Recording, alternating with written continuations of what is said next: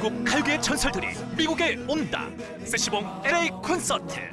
50년이 넘는 우정 속 추억의 이야기와 노래들. 한국 가요사의 큰별 조영남, 한국 통기타 문화의 개척자 윤형주, 그리고 세시봉의 막내 김세환까지. 3월 16일 LA에서 만나요. 뭐라고? LA에서 만나자고. 16일 LA에서 만나자고. 오케이. 따스한 추억을 만들어줄 세시봉의 미주 콘서트. 3월 16일 LA에서 만나요. 따스한 햇살 그리고 설렘이 피어나는 봄. 라디오 서울과 함께 싱그러운 봄을 맞이하세요.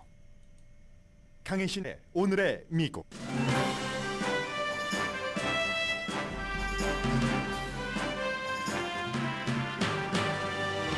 바이든 대통령은 오늘 국정연설에서 자신이 좋은 대통령이라고 유권자를 설득시키는 막중한 숙제를 해야 하는 동시에 공화당의 예정된 국정연설 방해, 해클링에도 대비하고 있습니다. 공화당 예비선거 기간 모든 토론을 스킵한 트럼프 전 대통령은 바이든 대통령과 토론하자고 주장합니다. 언제든 어디서든 만나 토론하는 것은 나라에 좋고 의무라고 제안했습니다. 그 제안이 공화당 선거위원회와 후보들이 트럼프에게 했던 말입니다. 트럼프 전 대통령이 재임하면 미국을 헝가리처럼 통치하길 원하는가, 이 같은 의문을 갖는 사람이 많습니다. 트럼프 전 대통령은 내일 특이한 독재자 빅토르 오르반을 집으로 초대했습니다. 그리고 앞에 말씀드린 그 의문에 대해서는 잠시 뒤에 전해드립니다. 연방 하원이 가을까지 정부의 약 반 정도의 부처를 운영할 수 있는 지출안을 통과시킨 뒤 상원으로 보냈습니다. 체외수정의료센터와 의사를 소송으로부터 보호하는 법안에 엘라바마 주지사가 서명했습니다.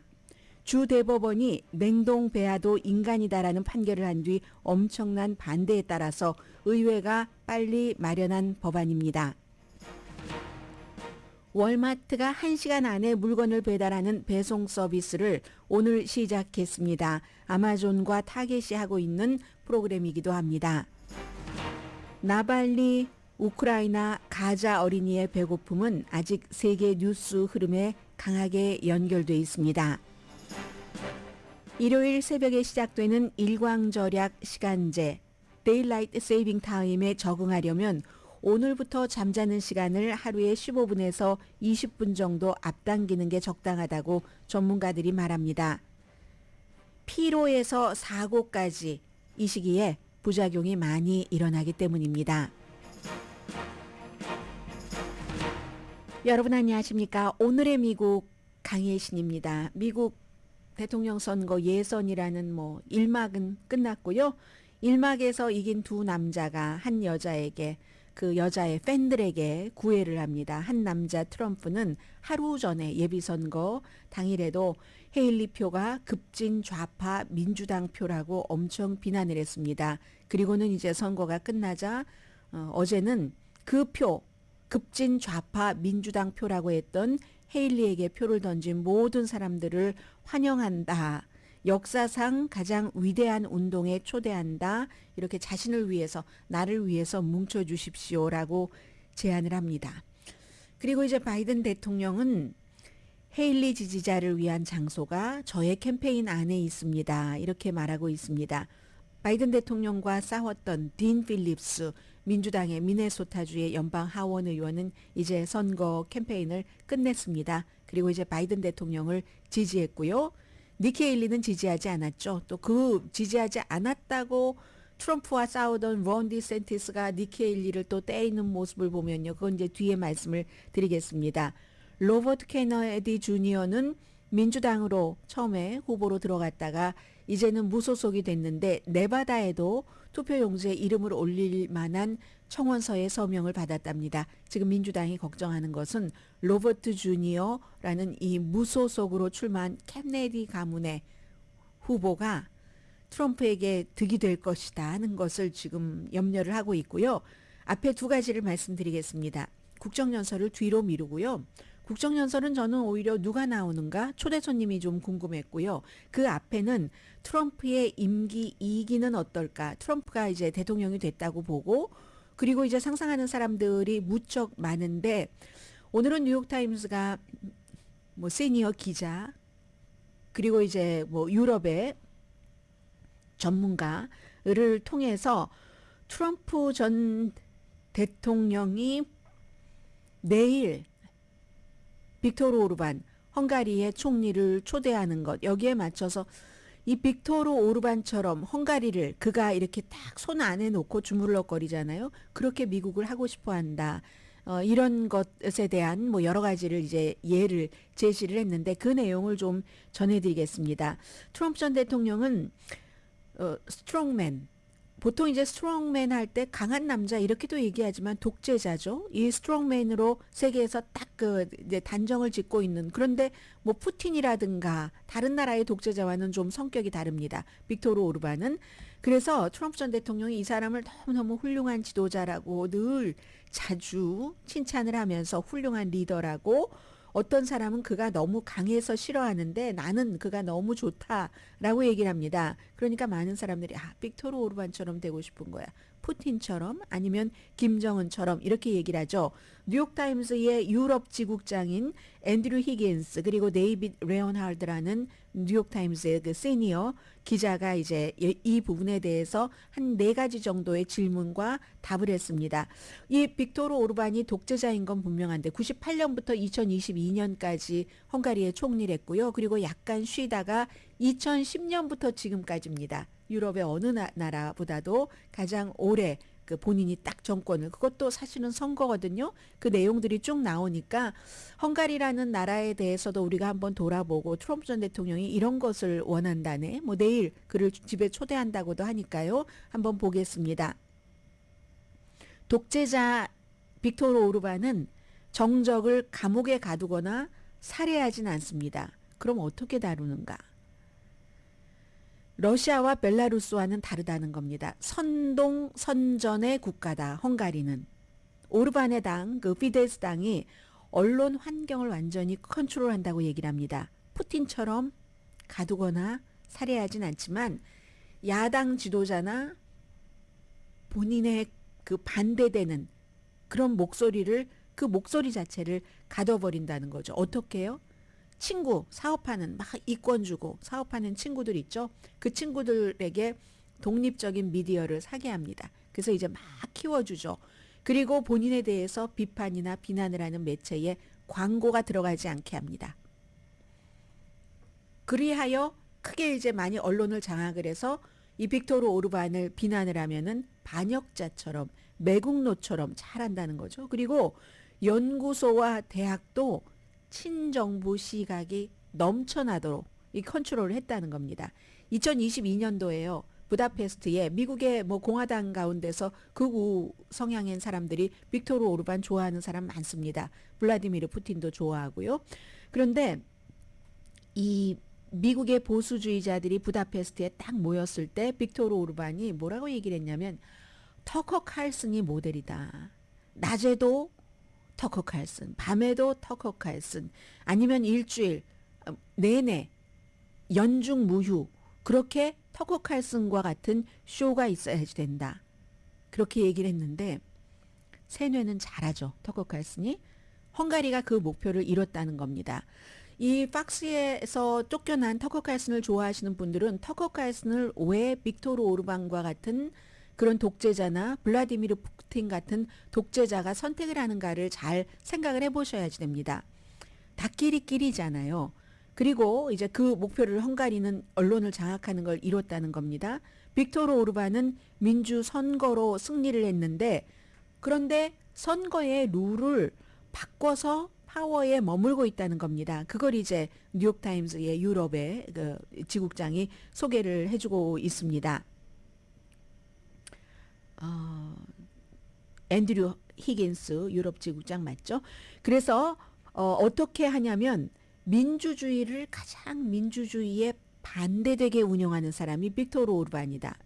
그렇게 반대되게 운영하는 메스터다라고 얘기를 합니다. 자신을 민주주의의 대변인 그리고 헝가리 국민의 대변인이라고 얘기를 하는데 그의 당이 이겼습니다. 4번이나 2010년 이후에 4번이나 이겼으니까 총리를 하고 있는데 유럽에서 최장수로 공평하지 않다는 겁니다. 이 피데스 당이 게리맨더링을 잘 해서 그 당에 유리하게 선거구를 잘 조정을 하고 심지어는 유권자가 본인이 살지 않는 곳에 유권자 등록을 하도록 하고 마치 또 5호 감시 체제처럼 그곳에서 막 정보를 취합을 하고 정부 비판하는 사람을 스파잉을 한다는 겁니다.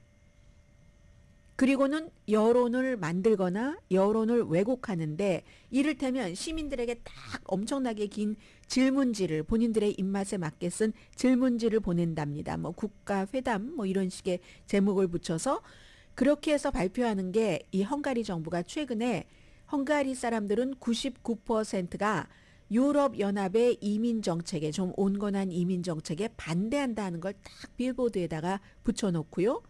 그런데 이게 말이 되지 않는 게 질문 자체가 여러분 이민 빈민가가 여러분 옆에 있는 걸 원하십니까? 이러면 누가 예스 하겠습니까? 그리고 실제로는 그런 질문지를 보내면 이게 완전히 그 강제가 아닌데 누가 그렇게 많이 답을 해서 보내겠습니까?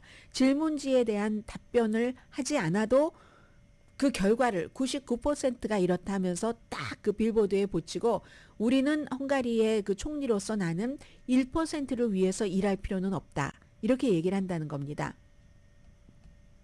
그리고는 이제 트럼프와 오르반의 그 공통점이라고 할까요? 또 차이점이라고 할까요? 하는 것도 얘기를 해주는데 이념의 차이는 별로 없는데 뭐 차이가 있는 것도 있긴 있어요. 중국 같은데 스타일의 차이 뭐 아니면 그냥 저 보트에 지금 잘 나가고 있는 잘 노를 젓고 있는 보트에 돌을 던져버려 이런 것에 대해서 동의하는 것은 똑같은데 그리고 또 나는 그 매버릭스가 좋아 좀 이단자와 같은 조금 너무 보링하는 건 싫어 이게 이제 오르반이 며칠 전에 얘기를 한 겁니다. 트럼프 전 대통령을 좋아하는 이유가 매버릭스 같기 때문에 그냥 평이한 사람이 아니기 때문에 정책적인 오버랩은 당연히 이민과 러시아입니다.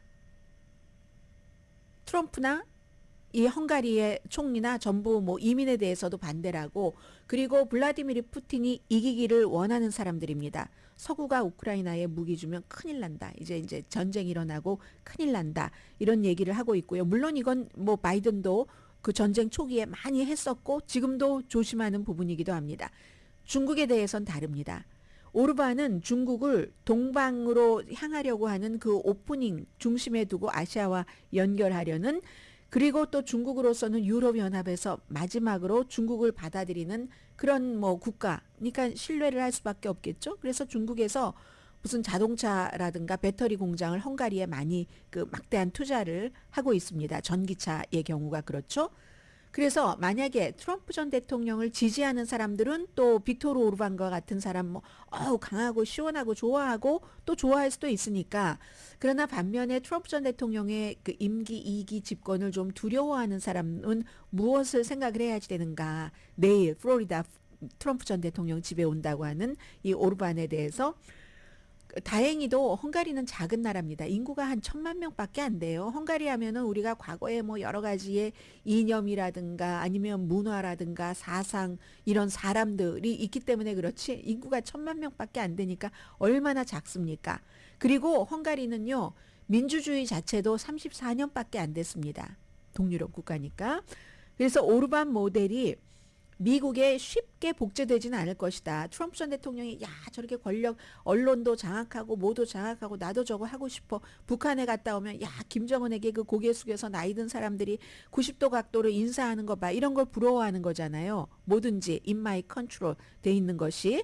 그런데 인구가 미국은 불행하게도 3억 3천만 명, 3억 4천만 명이나 되기 때문에 쉽게 복제되진 않을 것이고 독립기관이 굉장히 또 미국은 강한 전통적으로 그런 것이 있으니까 그래서 이제 그 뉴욕타임스의 그 유럽의 지국장은 그런데 위험 신호는 어디서 오느냐 하면은 지금 뭐 카나리 인더 콜 하는 그 위험 신호 광산에서 카나리가 먼저 쩍쩍대고 힘들어 하면은 이제 광부들이 조심해야지 되잖아요. 그건 언론의 자유에서 온다고 얘기를 합니다. 언론의 자유. 지금 이 지국장은 러시아, 홍콩, 중국에서 전부 일해봤고 지금 이제 유럽에서 일을 하고 있는데 언론의 자유 그리고 이제 다양한 미국처럼 이런 뭐 다원주의 같은 것 그런 것들이 그러니까 독재를 하려고 하는 사람, 그리고 독재자가 제일 먼저 장악하려고 하는 것이다라고 얘기를 합니다. 저널리스트들은 자신들의 영향력을 과신하기가 쉬운데 본인은 전에 모스크바에서 일할 때 2001년도 NTV를 기억한답니다. 그 당시에 2001년도에 NTV가 모스크바에서 푸틴에 대해서 강하게 반대를 했습니다. 그러자 어떠한 억압이 들어갔겠죠? 지금은 NTV가 가장 푸틴의 선전선동 매체가 돼버렸습니다. 지금 미국에요. 팍스뿐만이 아니라 뉴스맥스, 원어메리카 네트워크 작게 시작했잖아요. 작게 시작해서 후발주자가 이제 좀 떠보려고 하면은 막 어디에 한 군데에 딱 붙어가지고 이거 위험하다는 얘기를 하는 겁니다. 지금 사실은 그 지적을 하진 않았지만 저는 그렇게 읽었습니다. 이런데 지금까지는 이제 돈 버는 데 집중하고 하지만 나중에는 이제 점점 이렇게 맞물려 들어가 보면 본인 언론사도 약점 잡히면 거기에서 또 충성하고 NTV가 완전히 반대의 그림을 그리듯이 지금 이렇게 언론이 제일 중요하다라고 얘기를 합니다. 중국에서도 1989년도에 천안문 사태 때 학생들이 그렇게 집요하게 끝까지 외쳤던 것은 언론의 자유자잖아요. 언론의 자유. 독재자들은 비판을 두려워한다. 그래서 우리가 트럼프가 빅토르 오르반을 저렇게 좋아하고 집에 초대까지 하고 지금 얼마나 바쁜 시기예요. 트럼프 전 대통령이. 그러는 걸 보면 뭔가가 통하기도 하고 배우기도 하고 뭔가 또 이 사람도 여기까지 왔으면 팁도 주고 가겠죠. 그럴 텐데 미국에서 만약에 트럼프 전 대통령이 재임된다면 걱정은 언론. 여기서부터 봐야지 된다. 이런 얘기를 하는 거고요. 그리고 뭐 이 내용은 간단히 전해드려도 될 것 같네요. 잠시 뒤에 전해드릴까요? 바이든 대통령에 대해서는 오늘의 미국은 전문가가 추천하는 이민법, 가정법 전문 재인정 종합법률사무소 총 20억 달러 승소, 교통사고와 상해 전문 브라이언 타필라와 CJ 변호사그룹 공동 후원입니다. 잠시 뒤에 이제 이 내용 그리고 뭐 여러 가지 새로운 뉴스 전합니다.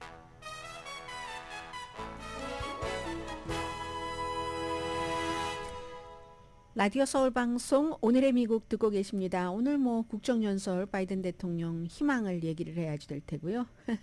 그리고 어려움도 있을 텐데 경제를 가장 많이 얘기하겠죠. 특히 이제 바이든 대통령이 법인세를 올린다. 트럼프 전 대통령이 전에 28%에서 21%까지 내려놨고 그리고 이게요. 그런데 세금 올린다 하면은 많은 분들이 이렇게 얘기를 하시는데 굉장히 돈 많이 버는 기업과 돈 많이 버는 사람들에게 해당이 되는 겁니다. 다국적 그 기업에도 지금 뭐 세율 같은 거 좀 조절을 한다는 얘기를 할 것이고 본인이 이제 두 번째 대통령 임기를 하게 되면은 또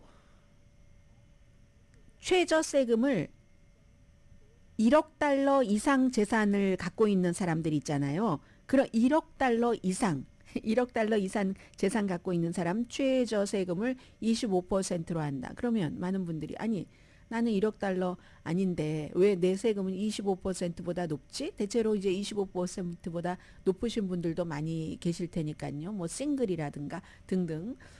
그렇지 하는데 돈 많이 버는 사람은 여러분과 저처럼 여러분은 돈 많이 버시죠? 저는 돈 많이 못 벌고 이렇게 pay to check to pay to check, paycheck to paycheck. 저는 이제 체크를 받는 사람이잖아요. 그래서 이런 사람들은 그 세금률이 있지만 돈 많이 버는 사람들은 이렇게 저처럼 날마다 나와서 일하지 않잖아요. 그 사람들은 투자해서 버는 세금이 이 정도 안 되니까. 그래서 이제 그렇게 한다는 거고 그리고 절대로 연간 40만 달러보다 덜 버는 사람들에게 세금 인상은 없다. 이런 걸 아무리 강조해도 바이든은 민주당은 세금만 올리는 당이야. 이렇게 생각하시는 분들이 계시는데 어디 가서 이제 오늘의 미국 들으시니까 그런 얘기는 함부로는 하지 마세요. 아는 사람은 딱 그 자리에서 민망하실까 봐 지적은 안 해도 잘 모르면서 큰 소리 치네라고 여러분들 얘기 듣기가 쉽습니다. 아무튼 엄청 돈 많이 버는 그런 수십억 달러 규모의 기업. 여러분들이 하시는 일의 상당수는 수십억 달러 규모는 안 되잖아요. 그런 기업 소득 그리고 1억 달러 이상 재산 보유자 연간 수입이 40만 달러 이상인 사람들 이런 걸 얘기를 할 거고요. 그리고 뭐 우크라이나 전쟁, 이스라엘 하마스, 뭐 중국 여러 가지 이민, 무역 얘기 좀 하겠죠. 제일 중요한 것은 나이입니다. 지금 81세. 걱정된다 나이가 76%, 77세의 트럼프 전 대통령 걱정된다 나이가 48%. 그래서 오늘 어떤 분들은 자 연설을 뭐 잘 할 수나 있어 이렇게 생각하는 사람들도 있는 것 같고 그밖에 뭐 낙태라든가 그리고 이제 무슨 그 체외 수정 같은 이런 문제 무엇보다도 민주주의를 상당히 강조를 하겠죠. 뭐 지난주 캠프 데이비드에서 무척 준비를 많이 했다고 하니까요. 유권자를 아무튼 안심시키는가 아닌가 실수 없이 전달할까 트럼프라는 이름을 직접 언급을 할까 뭐 이런 가장 많은 또 시간을 쓴 것이 지금 바이든 대통령이 신경 쓰는 데구나 하는 것을 알 수가 있을 거고요. 그리고 저는 지금 스웨덴 총리를 초대를 했습니다. 오늘 울프 크리스털슨 왜냐하면 나토 가입 환영한다. 이거 이제 동맹을 강조하는 거죠. 그리고 전미 자동차 노조위원장 이건 이제 나는 노조를 위한 그런 대통령이에요 하는 걸 말하기 위해서 낙태 시술을 받으려고 텍사스가 낙태가 아주 강하게 금지돼 있으니까 텍사스주를 떠난 여성이라든가 체외 수정으로 뭔가 영향을 받은 이런 여성들 이런 사람들이 초대 손님이니까 이것 역시 이슈라고 할 수 있고요. 지난해 여러분들 기억나세요? 국정연설할 때 마조리 테일러 그린 의원이 막 하얀색 막 무슨 모피코트 비슷한 건 입고 일어나서 막 삿대질 비슷하게 하고 그랬잖아요. 그런데 지금 어제부터 maybe 이런 뉴스가 나갔기 때문에 안 할 수도 있겠죠. 어제부터 이미 아주 그 우파적인 그 보수적인 드러지 리포트가 제일 먼저 보도한 것 같고요. 공화당 의원들이 아예 작정을 했다는 얘기입니다. 이 바이든 대통령 연설을 할 때 그 연설에 집중되지 않게 계속 이제 중간에 해클링하는 것, 연설을 중단시키는 것. 그런데 저는 안 할 수도 있을 것 같은데요. 그러나 또 그건 모르죠. 누군가 텔레비전 화면에 잡아서 나 이렇게라도 또 눈에 딱 그 인식시키고 싶다 하는 그런 등등 여러 가지 이유로 해클링하는 사람도 있을지 모르지만 그것도 다 지금 대비를 하고 있다 하는 내용 나오고 있고요. 지금 내일이 아니면은 어제 6개안이 하원에서 통과되지 않았다면은 또다시 연방정부 폐쇄 얘기가 나왔을 텐데 어제 이제 그 6개안이 통과가 돼서 6개 지출안이에요. 뭐 정부의 부처가 많으니까 일단 뭐 농림부, 에너지부, 주택부 또 제일 먼저 이런 데 들어가는 게 환경부, 재향군인회 이런 곳은 9월 말까지 이제 문을 열 수 있도록 그렇게 이제 했답니다. 연방정부의 뭐 한 30% 정도는 되는 것 같은데요. 그리고 나머지는 또 협상 중이라고 하니까 급한 불부터 내일이 마감 시한인 그런 데부터 시작을 해서 이렇게 처리를 한다고 하고 그리고 트럼프 전 대통령의 영향력이 굉장히 큽니다. 트럼프 전 대통령이 한마디 했더니 그냥 엘라바마 그 공화당이 주도하는 주의회에서 착착착착 진행을 해서 불과 이거 열흘도 안 걸리지 않았나요? 아무튼 그렇게 해서 체외 수정 그 하는 의료기관과 의사를 보호하는 법안을 딱 통과를 시켜서 통과시키자마자 바로 엘라바마 주지사가 여자잖아요. 그 KIB 여자 주지사가 딱 이제 그 서명을 했습니다. 주 대법원이 엘라바마 주 대법원이 냉동 배아도 인간이다. 따라서 인간처럼 대우받을 자격이 있고 냉동 배아를 어떤 식으로든 잘못 다루면 처벌받을 수 있다. 냉동 배아가 그냥 딱 그 손상이 되면은 살인자가 될 수도 있는 거예요. 그러자 트럼프 전 대통령이 이거 주의회에서 뭔가 법을 만들어야지 될 것 같은데 하니까 쫙 만들어 놓은 겁니다. 그래서 이번에 이 법은요.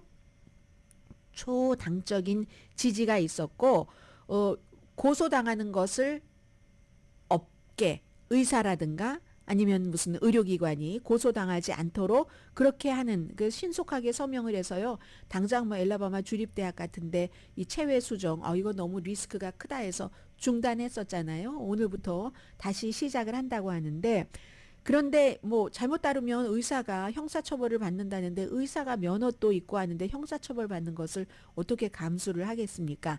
그런데 어떤 병원은 또 이로서는 충분하지 않다 하면서 아직 문을 안 여는 병원도 있다고 하거든요. 왜냐하면 경우에 따라서는 이 체외 수정을 하는 인공수정하는 장비 제조 업체가 치료 과정에서 뭔가 이 장비 때문에 배아가 손상되거나 파괴되는 경우 그때는 또 소송 제기하는 것을 여전히 허용을 한답니다. 그래서 이제 그렇게 조금 더 조심하는 분들이 있고요.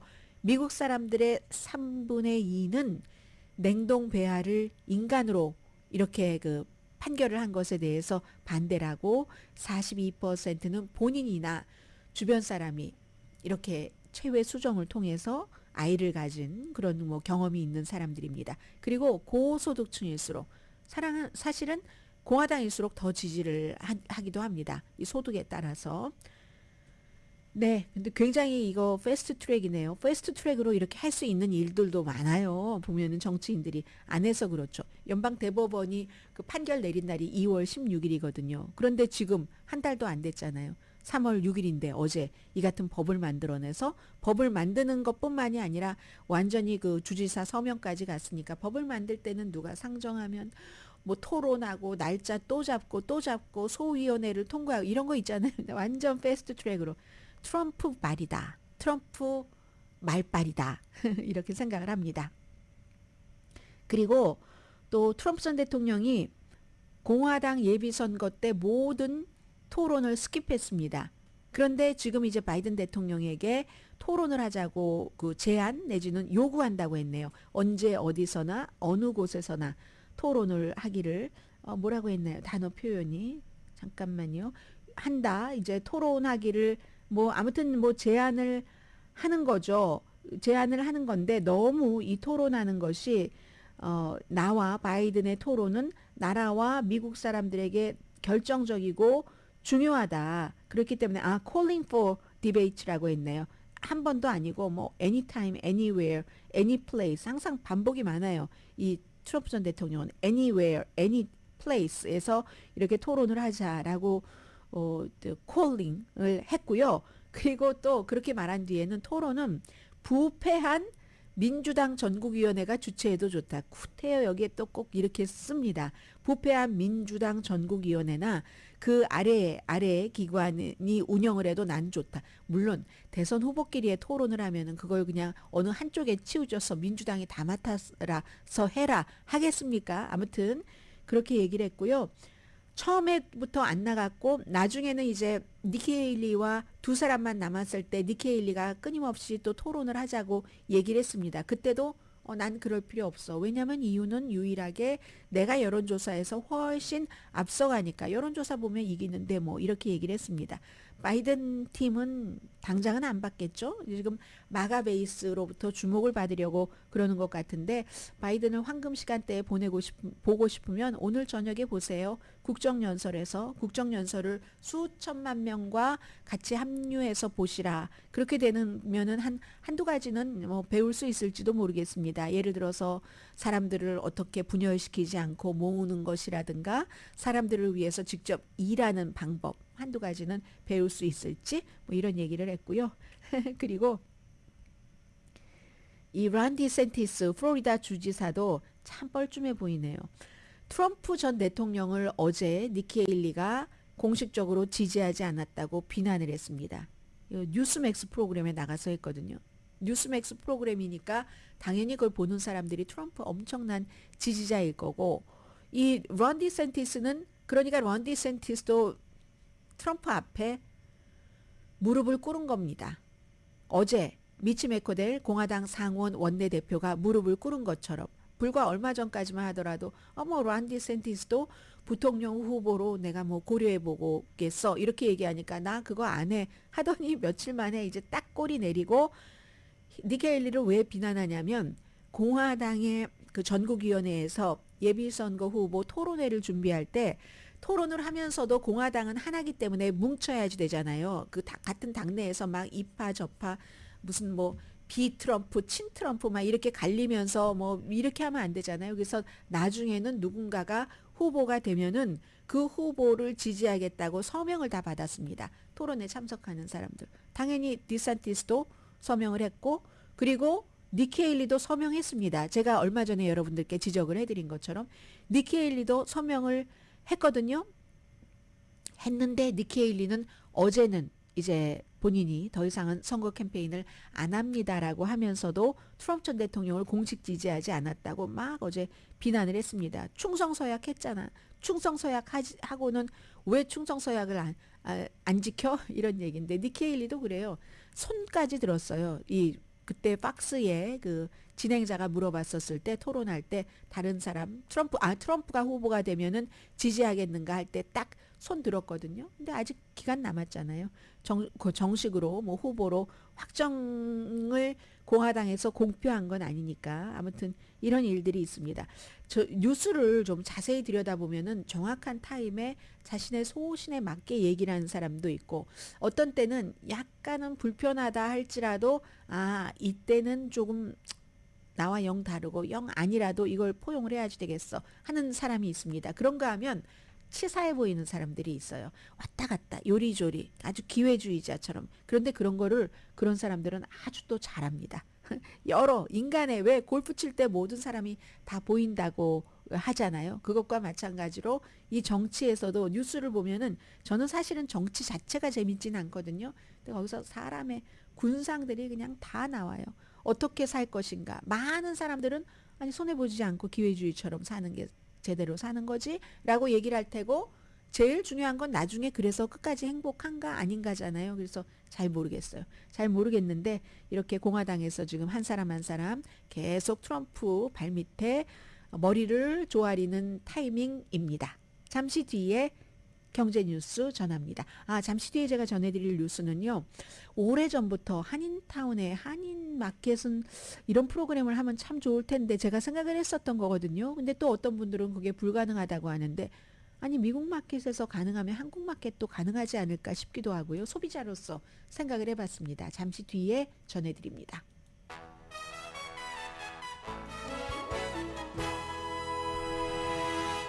라디오 서울 방송 오늘의 미국 듣고 계십니다. 전문가가 추천하는 이민법, 가정법 전문 재인정 종합법률사무소, 총 20억 달러 승소, 교통사고와 상해 전문 브라이언 타필라와 CG 변호사 그룹 공동 후원입니다. 월마트가요. 오늘부터 당일 배달, 그것도 이제 새벽 6시에 주문을 하면은 1시간 안에 배달한다 하는 프로그램을 발표를 했습니다. 아마존과 타겟이 이미 하고 있는 프로그램이기도 하죠. 아마존 프라임이죠. 소비자 요구가 무척 많답니다. 그래서 이게 그로소리 아이템이 많잖아요. 월마트에 싸고 소비자 요구가 엄청나서요. 이제 월마트의 발표를 보면 그럽니다. 제가 이걸 이제 한인 마켓에도 적용이 안 되나라고 생각을 오래전부터 해본 거예요. 밀크에서부터 바베큐 그릴까지 몇 시간 안에 배달을 한다는 겁니다. 6시에 배달하면 1시간 미만. 대신에 이제 이게 비용이 있습니다. $10 모든 오더에 뭐 $300를 사던 얼마를 사던 아마 미니멈이 $35인 것 같아요. 또 월마트 멤버가 아니면 기본 배송비는 있는 것 같고요. 왜 요즘에 그 아마존을 하다 보면은 뭔가를 주문하려고 하면 이건 브리스톨 팜 거다, 이것은 프레시 마켓 거다 하면서 뭔가 이제 따로 그 설치하지 같은 것이 있잖아요. 그런 걸 얘기하는 것 같습니다. 그런데 그게 아까워서 가야지라고 가는 것도 갈 수도 있는데 직접 보고 고르는 것도 있을 수 있으니까 시간이 중요하고 또 나의 몸이 피곤하지 않을까를 생각하면 좋은 프로그램이라고 저는 느껴지거든요. 그래서 타겟이 뭘 발표했냐면요. 무제한 같은 날 딜리버리를 발표하거나 이틀 전에 했군요. 뭐 이런 타겟이 근데 전부터 같은 날 딜리버리 저는 해주던데요. 아무튼 근데 보통 이제 이렇게 딜리버리를 해주고 그 멤버들에게 이렇게 해주면은 월마트의 경우는 월마트 플러스가 있잖아요. 그 월마트 멤버들, 이 월마트 플러스의 손님들이 그냥 일반 손님들보다 76%나 더 그곳에서 쇼핑을 한답니다. 여러 가지 이제 이득이 있기 때문에 그렇죠. 뭐 파라마운트 플러스를 보게 해준다던가 뭐 세일도 마찬가지고. 그래서 모든 그 이런 회사의 멤버십은 사실은 처음에 돈을 내야지 돼요. 이게 코스코가 오래전부터 한 거잖아요. 월마트는 1년에 $98 아니면 한 달에 $12 95센트, 그리고 같은 날 딜리버리 말씀드린 대로 $35 이상 주문을 하면은 $10 받고 해주고, 대신에 이제 $98를 1년에 내니까 뭐 가스 디스카운트가 있죠. 이 월마트가. 타겟은 타겟 서클 360이라고 해서 아마 최근에 타겟 안 가신 분들, 타겟 레드카드 갖고 계신 분들 계시잖아요. 그 레드카드가 빨간 색깔이요. 타겟 그 서클 그 360으로 바뀌었는데 4월 7일에 시작을 해서 첫 해에는 49달러, 그 다음부터 아마 99달러인가 봐요. 그래서 이제 레드카드 홀더는 49달러 내면은 된다 하는 거고, 아마존 프라임 많이 올랐어요. 지금 1년에 139달러이거나 한 달에 14달러 99센트. 월마트도 한 달 것으로 나눠내도 돼요. 한 달에 1년에 98달러 내거나 한 달에 12달러 95센트 하고 나서 이제 월마트는 프리로 딜리버리 해주고, 뭐 스트리밍이라든가 음악이라든가 많이 그곳에서 놀 수 있는 공간이 있으니까요.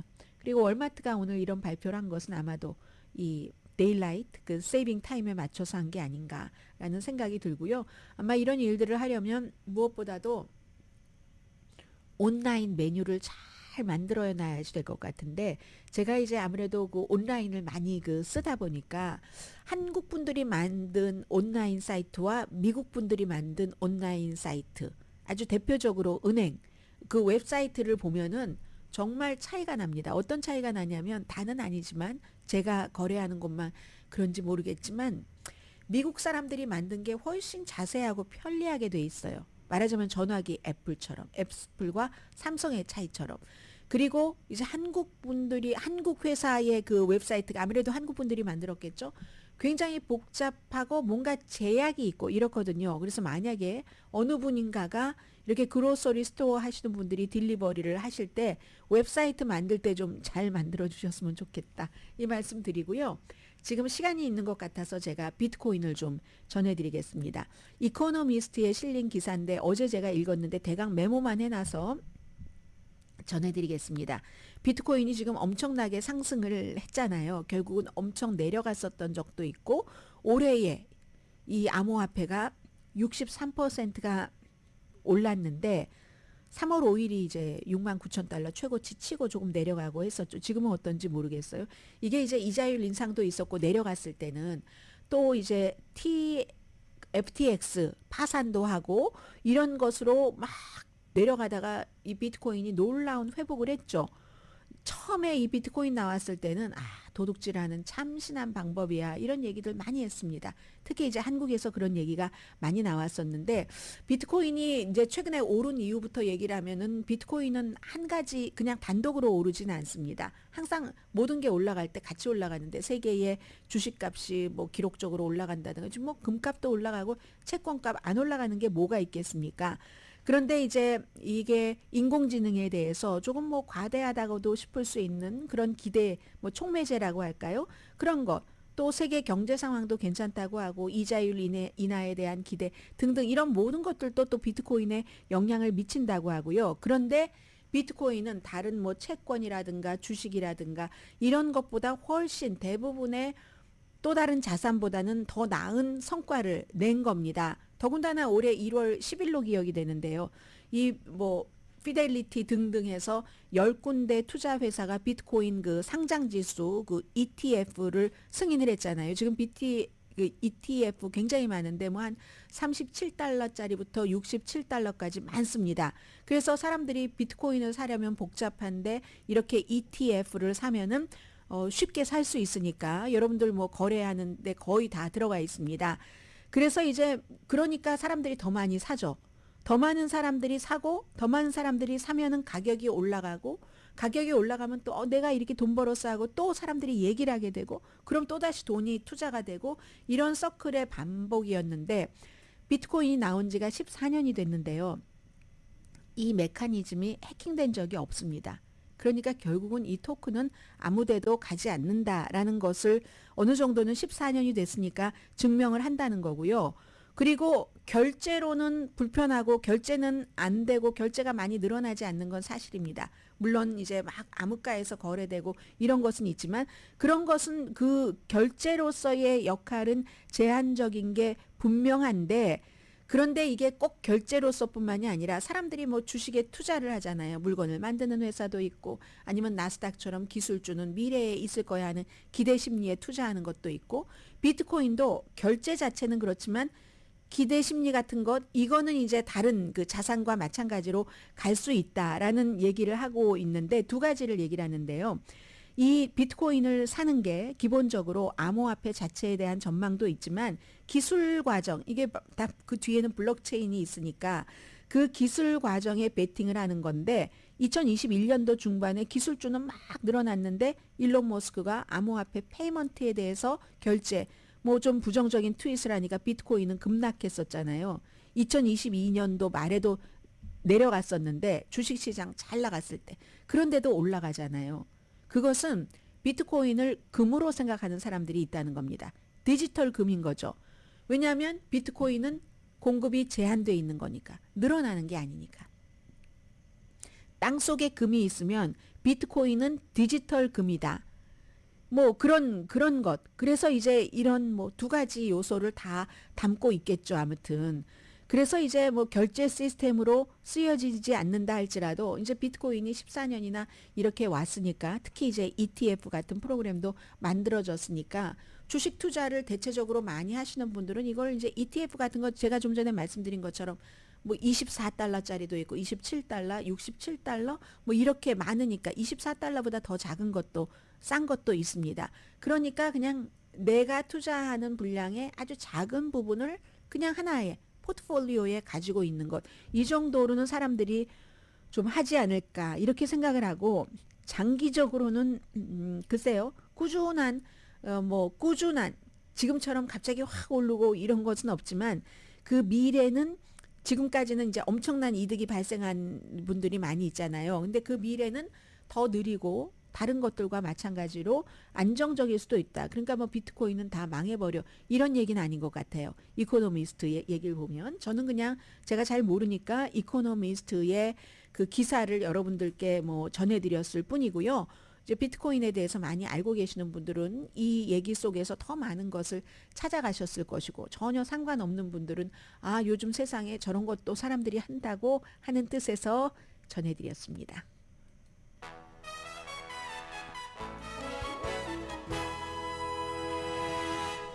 라디오 서울방송 오늘의 미국 듣고 계십니다. 뉴스 하다 보면은요 막 쏟아지는 뉴스가 있으니까 사실은 꼭 전해드려야지 되는데도 뒤로 가는 게 있고 그런 뉴스들을 볼 때마다 좀 미안하기도 하거든요. 뉴스야 미안하다. 그 미안한 뉴스 오늘 넘버 원. 알렉세이 나발리 이제 갑작스럽게 시베리아 유형지에서 숨지고 나서 거의 열흘 동안 시신도 돌려받지 못하고 가족들은 그러다가 아주 또 뭐 엄청난 규제에 따라서 장례식을 치렀는데 그가 매장되고 나서 그의 나발리의 무덤은 순례지가 지금 됐답니다. 꽃들이 한 송이 한 송이씩 놓고 가는 것들이 엄청 많은데 아무리 블라디미르 푸틴 러시아 대통령이 눈을 부릅뜨고 있어도 그런 사람들의 발길이 끊이지 않는다고 하거든요. 아직까지는. 나중에는 이제 그 무덤에도 미안해질 날이 있을 수도 있죠. 그래서 그거는 러시아에도 이제 깨어있는 사람들, 나발리는 자유를 얘기를 한 거야 하는 그런 나발리의 애도를 하면서 러시아의 자유를 원하는 그런 사람들. 그래서 나발리의 무덤이 순례지가 됐답니다. 두 번째 미안한 것. 우크라이나. 오데사 그쪽이 그 부근에 바로 그 비탈리 김이라는 분이 주지사인 그 아버지가 고려인이신가요? 그런 분이 계시는데 그 오데사를 러시아 미사일이 쳤습니다. 그런데 대범해요.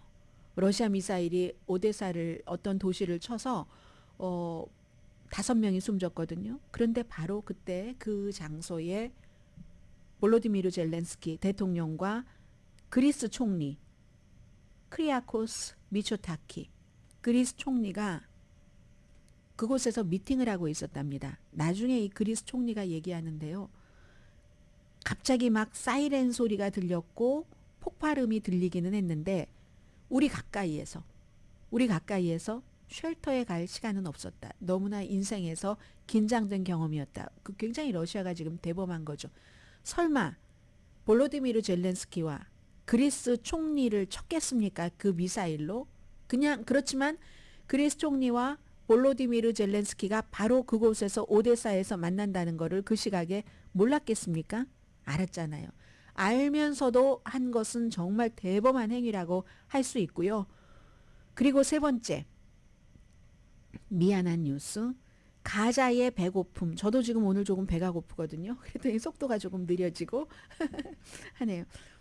아휴, 웃으면 안 되는데. 지금 가자에서 이미 배를 골아서 숨지는 사람들이 이어지고 있습니다. 그리고 그 숨지는 사람들도 역시 마찬가지로 반 정도는 어린입니다. 사망자와 똑같은 거죠.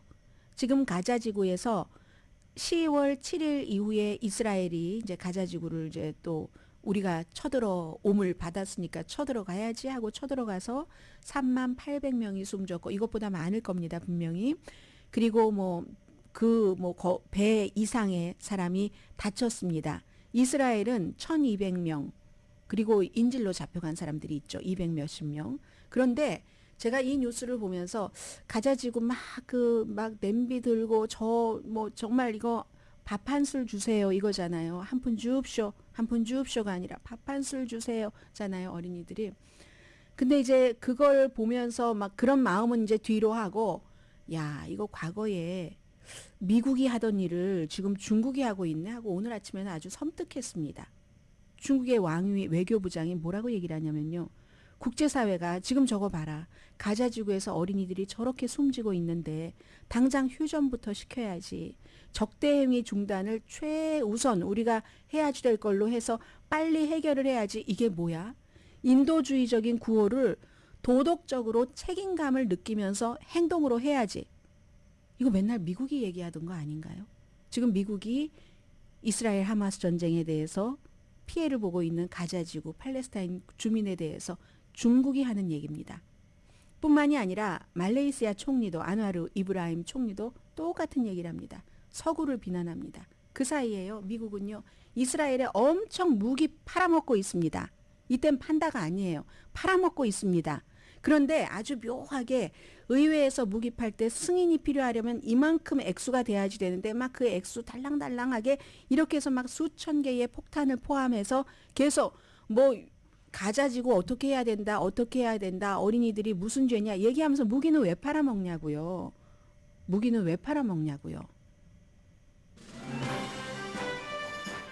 오늘의 미국은 전문가가 추천하는 이민법, 가정법 전문 재인정 종합법률사무소, 총 20억 달러 승소, 교통사고와 상해 전문 브라이언 타빌라와 CG 변호사그룹 공동폰이었습니다. 10시에 브라보 마이 라이프 방송됩니다. 일요일 새벽 2시가 이제 데일라이트 세이빙 타임이 시작이 되니까 여러분 3시로 해놓으셔야지 되는 건 아는데요. 저도 한 번도 이렇게 해보지 않았는데 데일라이트 세이빙 타임은 반대가 많아도 계속해요. 의회에서 하기를 원하니까. 그런데 전문가들이 이때 이제 피곤하다, 수면장애, 운전사고, 심지어 심장마비, 뇌졸중, 의료사고 이런 것들이 일어난다고 하잖아요. 그래서 오늘 정도부터는 하루에 한 15분에서 20분 정도 일찍 주무시랍니다. 바디에 그 시계를 맞춰 놓는 거예요.